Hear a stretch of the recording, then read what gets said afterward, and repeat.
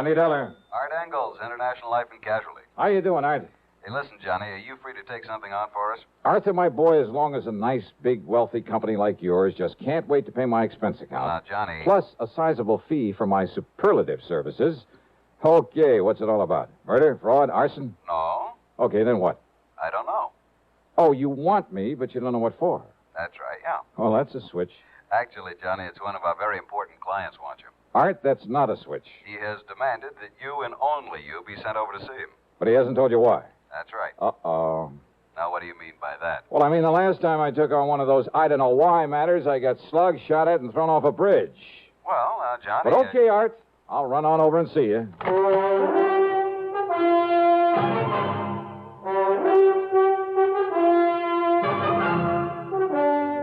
CBS Radio brings you Bob Bailey in the exciting adventures of the man with the action-packed expense account, America's fabulous freelance insurance investigator. Yours truly, Johnny Dollar.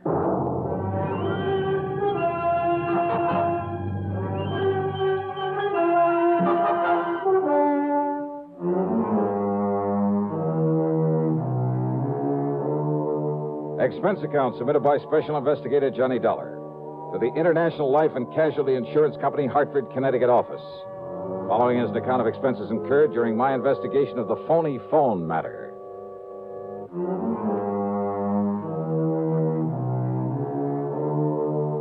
I don't really go for these vague assignments, but International has always paid off pretty well. So expense account item 1, $1.25 for a taxi over to the office of Art Engels. He was waiting outside the building for me in his car. We took off and headed back across town again. Where to, Art? Mr. Wendell's office is in the Clay building. Wendell? J. Ransom Wendell, the important client I told you about, who wants to see you right away. But who hasn't told you why he wants to see me? He hasn't told me. How important, Art? Well, he owns and runs the Crown Lithograph operation. Never heard of it. When he inherited that plant, it must have been, 40 years ago. It was just a small outfit, not worth more than $400,000 or $500,000. Oh, you call that small? And now it's worth millions. Then Wendell is loaded. He certainly is, Johnny. And that means he carries a lot of insurance. One of our biggest accounts. Life insurance on himself. How much? $500,000. Wow. Insurance on his wife for the same figure. Policies on his home, his cars, plant, personnel. Well, I make no bones about it. Even if his calling for you is only to satisfy some sort of a whim, we can't afford to turn him down. Some sort of a whim? Yeah. You mean it could be? Yeah. Johnny, he's so used to having his own way. You know, because of all his money. Oh, wait now. Hold everything. Yeah. J.R. Wendell. Alimony Wendell? That is our boy. Married 5, 6, 7 times? Add 1. And always to some delectable dish he picked out of the chorus line of a nightclub on some Broadway show? That's the one, Johnny. Marries him, finds out all they want is his money, pays him off, then goes ahead and does the same thing all over again. Oh, brother. But according to the newspaper stories a couple of years ago, he swore he was through with those gold diggers, that he'd never again pay off another one of them. Mm-hmm. So what happened? What happens? 9, 10 months ago, he puts a ring on that dancer, Lavon Laverne. Yikes. Whereupon she promptly puts a ring in his nose and starts making the usual dent in his bank account. Oh, now, you don't think his wanting to see me has anything to do with his trouble with this Lavon Laverne? Oh, now, Art, I want to... We'll soon find out, Johnny, because this is his office building.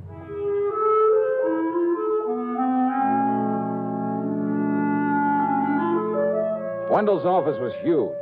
The walls were paneled in rich mahogany hung with fine oil paintings. Wall-to-wall carpeting so thick you sank into it almost up to your ankles. Fine antique furniture, including his tremendous desk. And the man himself really fooled me. He must have been, about 60. But instead of a snide, leering old wolf, he was tall, straight as a ramrod, with clear, frank blue eyes. Yeah, the smart, alert kind of man you'd expect to head up a multi-million-dollar operation. The kind you wouldn't expect to have fallen for a whole line of cheap chorus girls. But then, of course, you never can tell. Yes, Mr. Engels, Mr. Dollar. It's my wife, Lavon, that I'm concerned about. But since it has nothing whatsoever to do with her insurance at the moment. Well, now, Mr. Wendell... Engels, I'm much obliged to you for bringing Dollar to me. If I need you further, I'll let you know. Well, if I can be of any help in this No. matter... Dollar and I can handle this alone, so you just run along. Okay. Whatever you say. I'll be in touch. Yes, so I heard. All right, Johnny. You let me know just... Goodbye. All right, Dollar. Well, now, look, if there's no insurance Oh, involved. there isn't. I hope there won't be. I'm quite sure there won't be. Nonetheless... You say this concerns your wife. Yes. Yes, it does. Well, far be it from me, Mr. Wendell, but I had a notion you were through with marrying all these pretty young girls. I made some bad mistakes, Dollar. 7 of them, to be exact. Cost me a lot of money, a lot of heartache. Took a lot out of me. Well, let's face it, I pretty much made an old fool of myself. Instead of paying off those girls, those leeches, to get free of them, I should have... I at least profited by the mistakes I made. What do you mean, sir? I mean, Levon. Young, beautiful. Maybe she is no mental giant, but she's made me a good, a loving, a devoted wife. Well, I'm glad to hear that, Mr. Wendell. But now what's the problem? Fear. Fear. Yes, Levon's. But fear of what, sir? Fear, Mr. Dollar, of being murdered.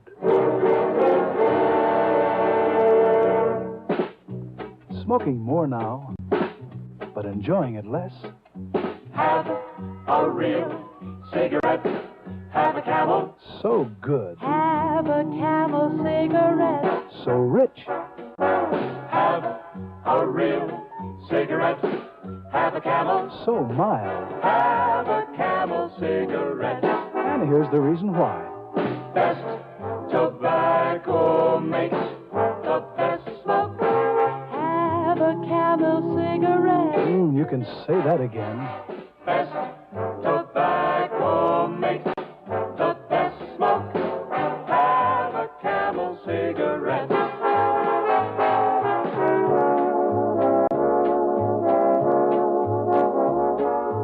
If you're smoking more these days, but enjoying it less, then change to Camels, the best tasting cigarette of all. Have a Camel. Start to really enjoy smoking again. And now the second act of yours truly, Johnny Dollar.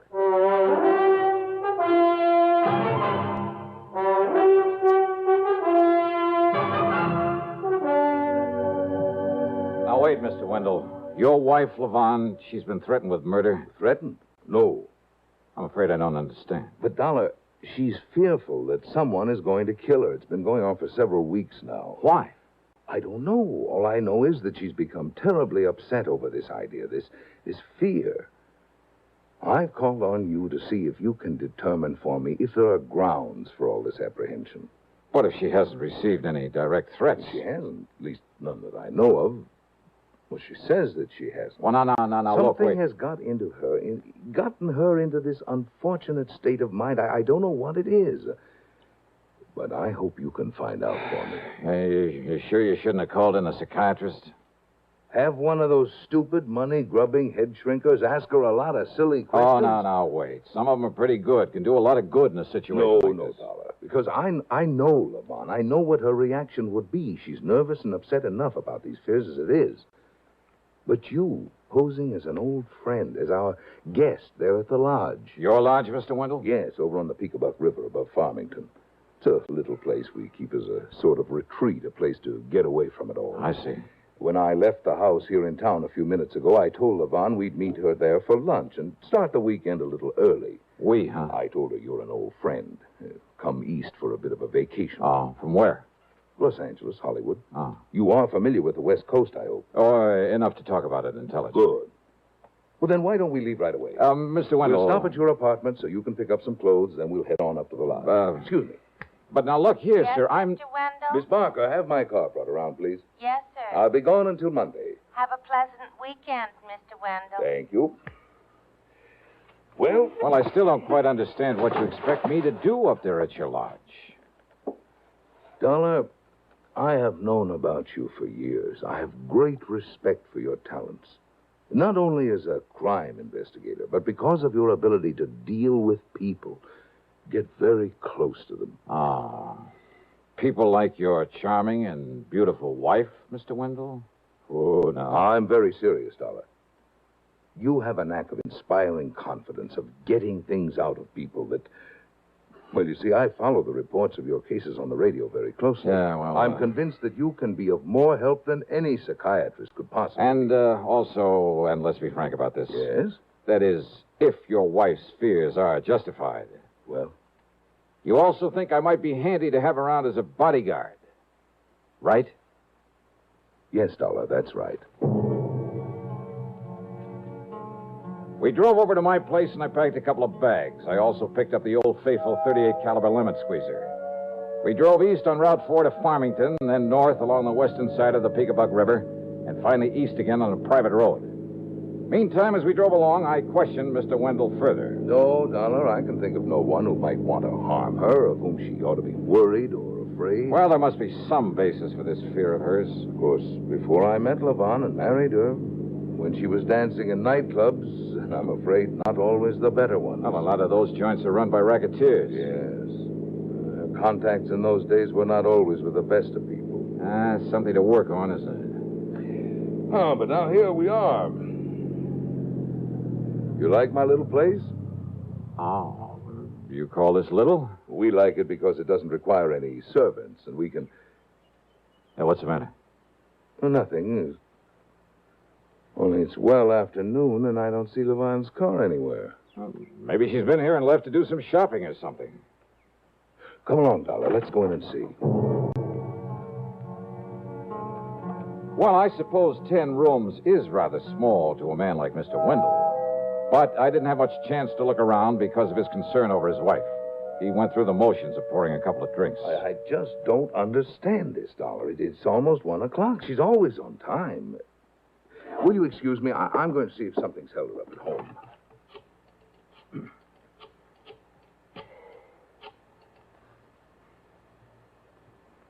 Oh, Levon. I'm just silly, I suppose, but I'm here at the lodge with Mr. Dollar, and I was beginning to get worried about you. Why, you weren't here when we... Visitor? Anybody I know? Vonnie, you sound worried about something. What is it, dear? Vonnie? Vonnie? Hello? Hello? Hello? What's wrong, Mr. Vonnie, that sound I heard, what was it? Hello? Hello?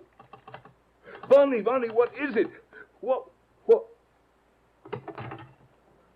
All right, now, Mr. Wendell, what happened? I don't know, Mr. Dollar. She gave a strange kind of a kind of a gasp. Yeah? I believe she dropped the telephone. There was a thump, a heavy thump. Okay.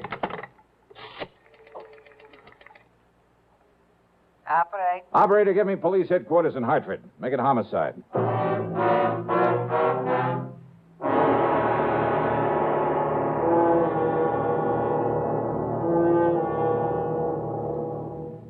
We'll continue with yours truly, Johnny Dollar, in exactly 30 seconds.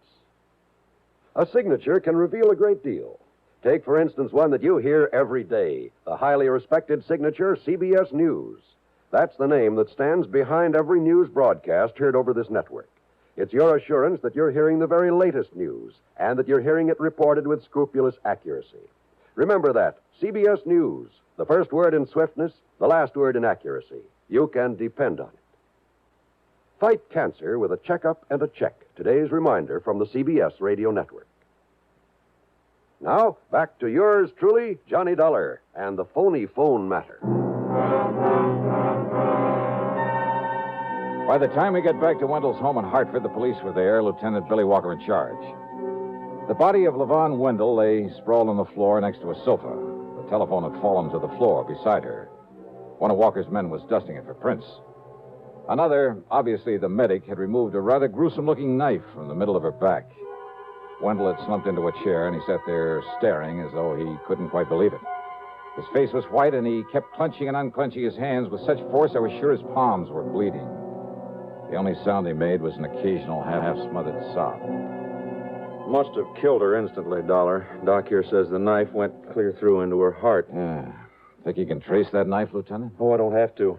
Came from that collection up there over the fireplace.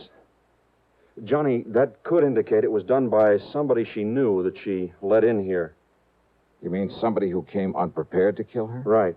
Oh, the back door was left ajar, by the way. Any servants in this place? We're way ahead of you. What? Well, to begin with, they're an old couple. Neither one of them could have had the strength to do this. Oh, where are they? They were given the weekend off. How do you know that? One of the boys who knows them saw them at the station early this morning. Oh. Said they were heading down to New York to see some relatives. Yes, we let them go, Lieutenant, because we plan to be up in the country for the weekend. Okay, Mr. Wendell. Only we hadn't. If only there'd been someone here when whoever did this. Easy now, sir. A visitor, she said. She told me over the phone it Yeah. was a visitor. Yeah, if only she'd I been heard able you to say tell that. me who it was before. Dollar, you gotta find him. You gotta find this killer. Don't worry, Mr. Wendell. We'll do everything we Spare no possibly... expense. I'll do anything. I'll give you anything you want, but you must find him. Yeah, your attorney, Mr. Wendell. Dollar, I don't care what it costs or what you have to do. My attorney? He'll have to be notified of this immediately. Who is he? Oh, Spidle. Harold Old Spidle. I'll take care of it as soon as I can pull myself together. Now, look, you can't be of any help at the moment, so why don't you just sit down and, better still, pour yourself a drink. A drink? Yeah, do you good. Go ahead. Yes, perhaps you're right. Perhaps Lieutenant. Oh, wait a second, Johnny. You sure of that, Mac?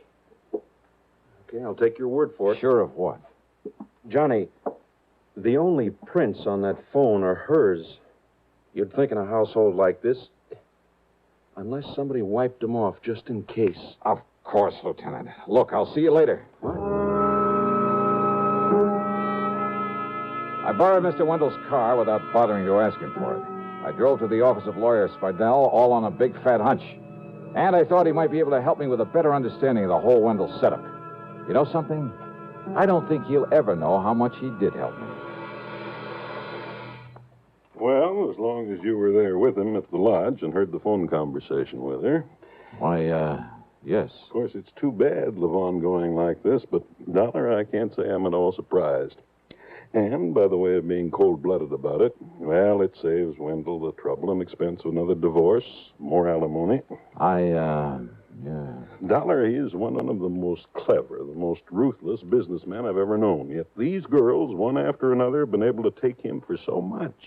And you don't think this one would have lasted? Huh? I'm certain of it. But I thought he and Levon were getting along pretty well. Oh, I suppose he may have thought so.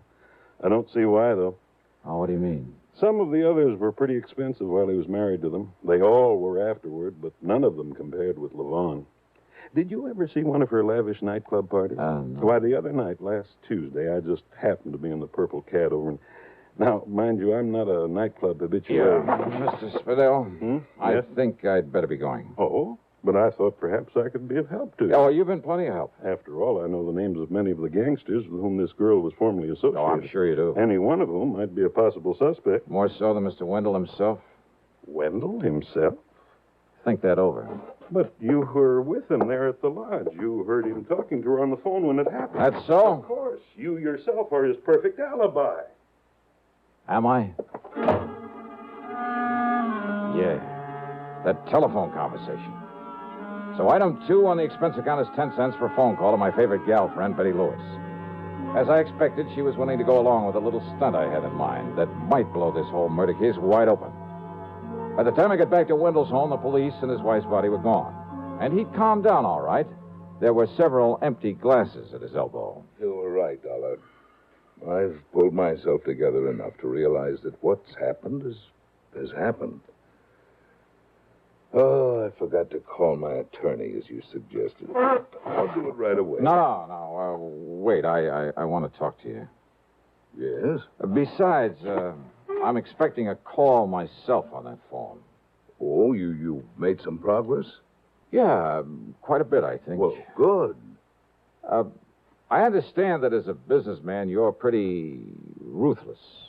Doesn't sound nervous upset to me. What? And what you know, that phone conversation there at your lodge was pretty smart. Will you please start making sense, Oh, Dollar? and I was pretty dumb. I should have realized you couldn't have dialed this number from up here. Just a minute. Sorry, I want to get this call. Dollar! Hello? Hi, hon. This is Betty. Yeah, this is Johnny Dollar. Oh, then it is for you. Now, do I gotta hang up and leave you with an empty line the way you said I should? Yes. Oh, gee. Yes. Okay. Bye, sweet. Yes, I'm alone here. What? I'll give you $500 if your info is accurate. What is it, Mr. Dollar? No, $500 is the limit. Unless you're willing to appear and testify in court. Okay, then it's 1,000. Come on over here and I'll give it to you. If you can give me enough facts right now to prove you were here. What goes on there, Dollar? Oh, you actually saw him, huh? Through which window? Yeah? Side of the room? Yeah, I can see it from here. Who are you talking And to? you actually saw him take the knife from his collection over the... Yeah? Yeah. Then he what? The back door? Yeah, I got it. His own car, huh? Well, sure, to his office in time to meet me there. Hang up that phone, Dollar. Excuse me, I've... Hang it up. Yeah, sure. So somebody saw me. Somebody saw me, killer. But when that informer comes here to collect the money you promised Mr. Wendell. Dollar, he's going to get exactly what you're going to get. A bullet in the head. You see this gun? Well, now, Mr. Wendell, my name isn't Matt Dillon. What? But if you think you can outdraw me...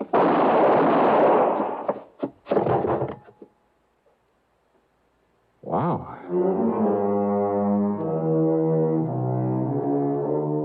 Well, I hope Wendell never finds out that my phone conversation with a mythical informer was just as phony as his.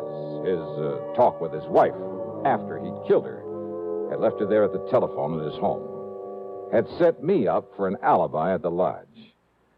But then what's the difference where he's going? Expense account total? $1.35. Oh, let's talk about the fee on this one. Yours truly, Johnny Dollar.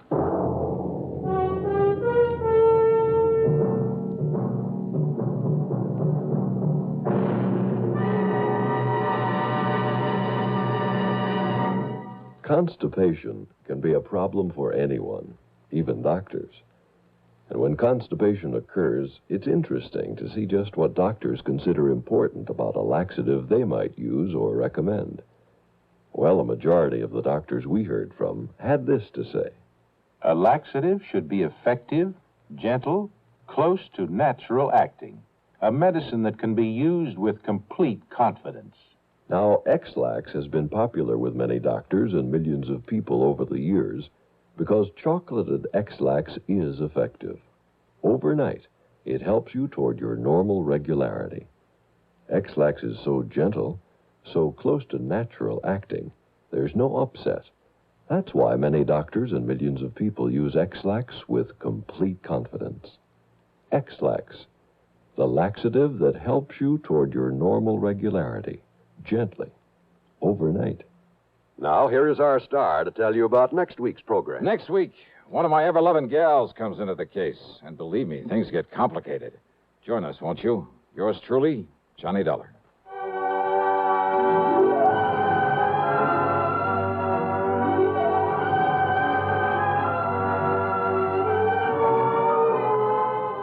Yours truly, Johnny Dollar, starring Bob Bailey, originates in Hollywood and is written, produced, and directed by Jack Johnstone. Heard in our cast were Virginia Gregg, Harry Bartell, Marvin Miller, Dick Crenna, and Lou Merrill. Be sure to join us next week, same time and station, for another exciting story of yours truly, Johnny Dollar. This is John Wall speaking. Suspense, next on the CBS Radio Network. Radio 59, WROW, first on the dial, serving Albany, Tri, and Schenectady.